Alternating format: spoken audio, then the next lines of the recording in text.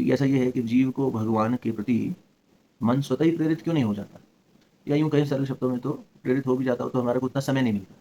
तो घर की गृहस्थी की जिम्मेदारियों में, कामकाज में, व्यापार में हम भगवान के प्रति जितना सहजता से संसार हमें आकर्षित कर लेता है, उतना भगवान क्यों नहीं कर लेता। तो इसे दो तरीके से देखा जा सकता है।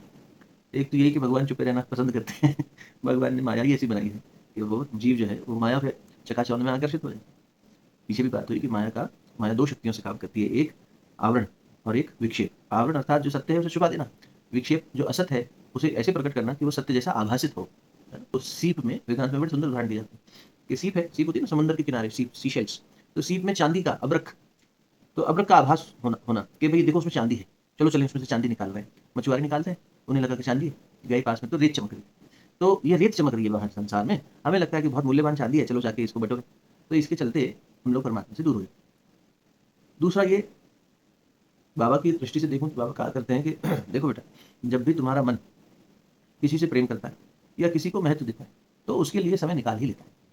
या तो हमें अपने गुरु से, अपने भगवान से, अपने इष्ट से इतना प्यार ही नहीं है जितना प्रेम मुझे अपने शरीर से है, अपने परिवार से है, अपने इंद्रिय सुख से है। उतना है क्या भगवान से? भाई अपने इंद्रिय सुख के लिए तो हम सारा एफर्ट कर लेते हैं, नहीं, बेहतर से बेहतर व्यवस्था बना लेते हैं, सेवक रख लेते हैं खुद नहीं कर पा रहे तो।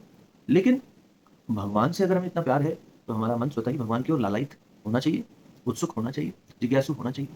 तो एक प्रेम का कारण, और एक दूसरा होता है महत्व देने का कारण। कोई चीज़ मूल्यवान हो, महत्वपूर्ण हो तो आप उसके आसपास बने रहते हैं या आपका चिंतन उसके आसपास बना रहता है। जैसे घर में कोई वस्तु हो जो बहुत मूल्यवान, तो आप उसे बार बार संभालते हैं।